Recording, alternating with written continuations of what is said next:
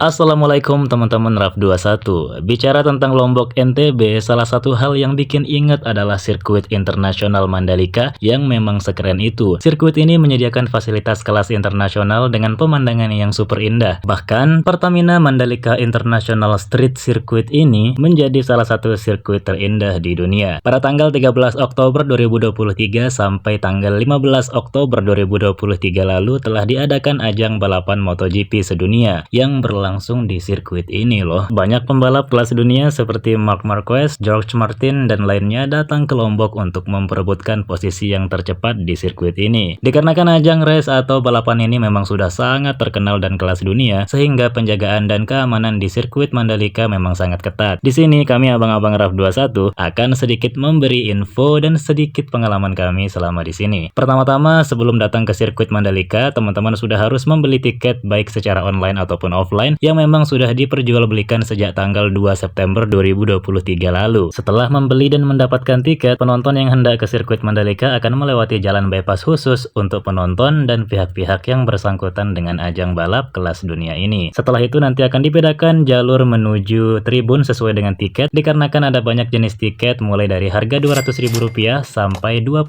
juta dan bahkan ada yang 30 juta untuk satu kali menonton MotoGP. Sehingga pada setiap jenis tiket akan ada varian warna sesuai kelas tribun atau tempat duduk yang dipilih. Lalu akan ada jalur berbeda atau jalur khusus sesuai kelas tiket. Pastinya akan diarahkan oleh pihak yang bertanggung jawab di setiap persimpangan jalan menuju sirkuit. Sedangkan untuk kami abang-abang RAF21 ini memiliki tiket biru yang kalau dirupiahkan harga per satu tiketnya Rp650.000 dan tribun yang kami dapat adalah tribun G yang memang tidak memiliki atap, tidak seperti di tribun A dan B, atau yang di pedok dan sejenis kelas premium juga VIP yang tentunya harga tiketnya akan jauh lebih mahal dari tribun G. Mau dapat tribun atau tidak dapat tribun, atau mau duduk di tribun manapun, yang terpenting adalah kita harus have fun ketika nonton gelaran MotoGP yang memang sedang dilakukan di negara kita tercinta ini. Oke, di video sebelumnya yang ini juga kami pernah jelaskan seperti apa sih sistem tiketing di sirkuit Mandalika. Teman-teman bisa cek videonya setelah ini ya, linknya ada di kolom deskripsi. Nah, dikarenakan di tribun C dan seterusnya tidak memiliki atap, namun saking antusiasnya kami gaskan aja nih, meskipun setelah ini kulit kami akan semakin eksotik pastinya.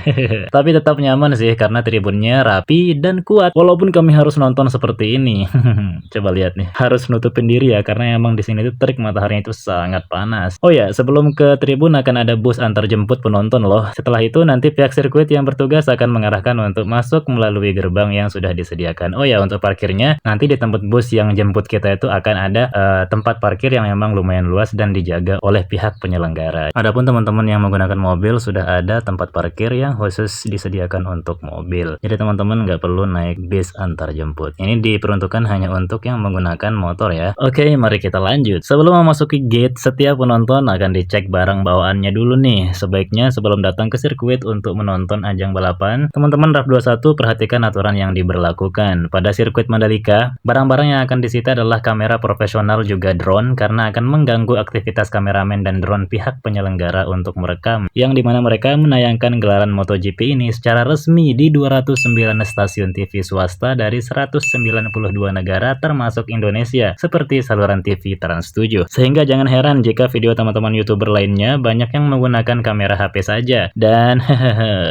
dikarenakan HP Bang RAF21 ini kameranya agak burik, jadi mohon dimaklumi ya. Semoga narasi dan videonya masih bisa dimengerti. Kemudian barang lainnya yang tidak dapat dibawa ke area sirkuit Mandalika yaitu payung karena dapat terbang ke arena balap dan membahayakan para pembalap ketika tanding siapa yang tercepat. Lalu barang lainnya cairan yang mengandung alkohol seperti parfum dan juga korek api yang dapat memicu terjadinya kebakaran karena di sini benar-benar panas banget guys. Makanan dan minuman dari luar juga akan disita karena nanti di dalam area sudah ada tempat untuk membeli makanan dan minuman atau sejenis food court gitu. Kalau yang di ruang VIP dan VVIP sudah pastinya disediakan makanan dan minuman langsung, jadi tinggal ambil sendiri sampai puas. Ya wajar lah karena mereka kan bayarnya mahal. Oh ya, juga tidak diizinkan membawa tongsis dan melakukan live streaming atau siaran langsung karena sudah ada saluran TV swasta kita yang sudah membeli hak izin menyiarkan secara live. Begitu teman-teman RAF21.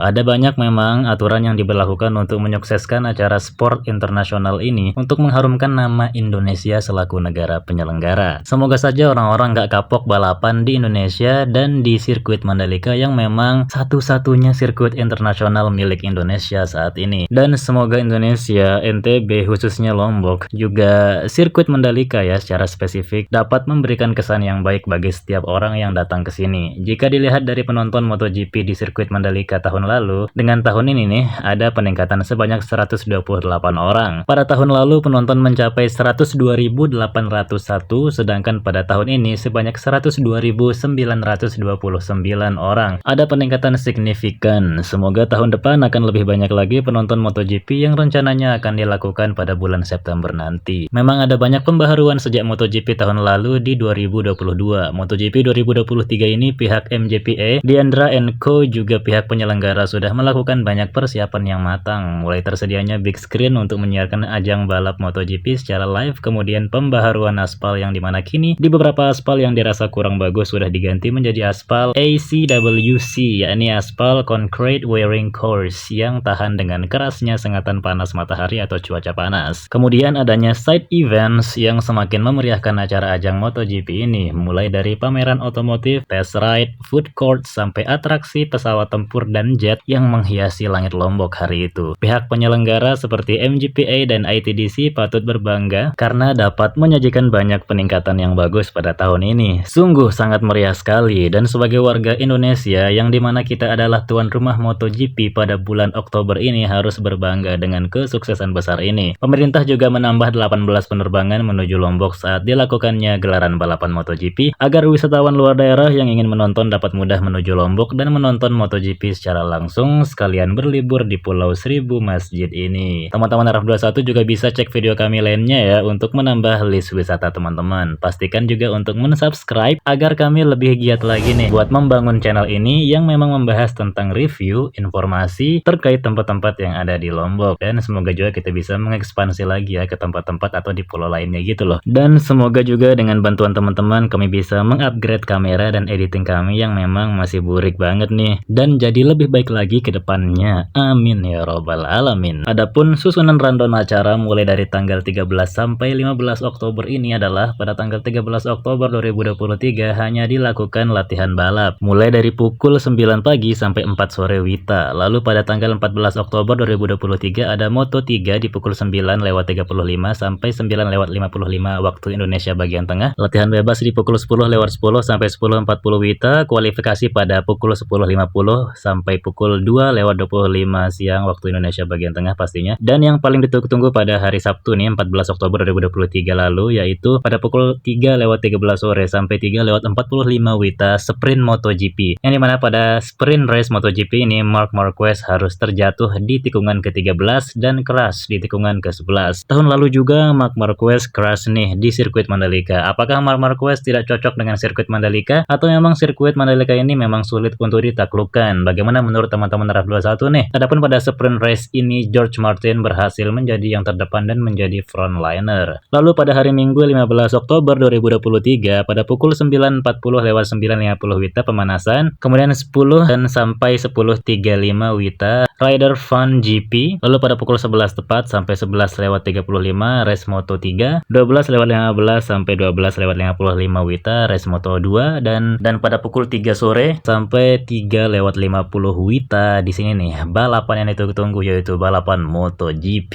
Adapun race MotoGP Mandalika benar-benar sengit persaingannya di antara para pembalap, apalagi bagi mereka yang memperebutkan posisi terdepan sehingga mereka saling salip menyalip, dan pada akhirnya rider Ducati Francesco Bagnaia keluar sebagai pemenang dan yang paling cepat di sirkuit Mandalika. Sebelumnya saat race MotoGP George Martin tampil sebagai yang terdepan, namun sayangnya dia mengalami crash di tikungan ke-17 sehingga posisi terdepan diambil alih oleh Maverick Vinales, namun tidak selang lama Bagnaia menerjang dan merebut posisi terdepan dan tidak terkejar lagi. Ia menjadi yang tercepat di gelaran MotoGP Mandalika 2023 ini dan membabat habis 27 lap dengan waktu 41 menit 20,293 detik. Adapun Maverick Vinales harus puas di posisi kedua dan Fabio Quartararo harus bangga di posisi ketiga. Sungguh balapan yang sangat seru, bukan saja antar pembalap namun juga keseruan dan sorak-sorai dari penonton menghidupkan suasana sirkuit Mandalika yang super indah ini menjadi semakin menyenangkan. Meskipun harus di bawah terik matahari namun kesannya tidak terlupakan. Nah, begitu dulu teman-teman RAF21, semoga info dan pengalaman kami dapat bermanfaat kepada teman-teman RAF21 pastinya, dimana dimanapun berada. Sekali lagi jangan lupa subscribe karena subscribe itu gratis. Thank you so much and as always we will see you soon on the next video.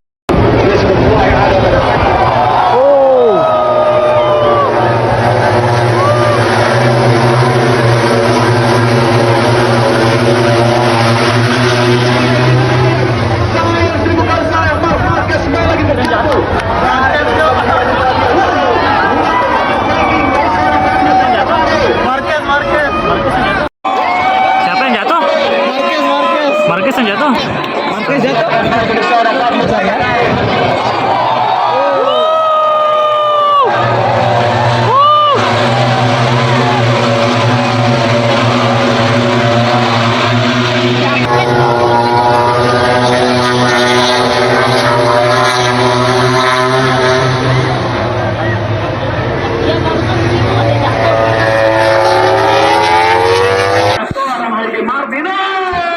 Jatuh kembali lagi 2 KPM dan 1 Aprilia. Nampaknya adalah Alex Espargaro.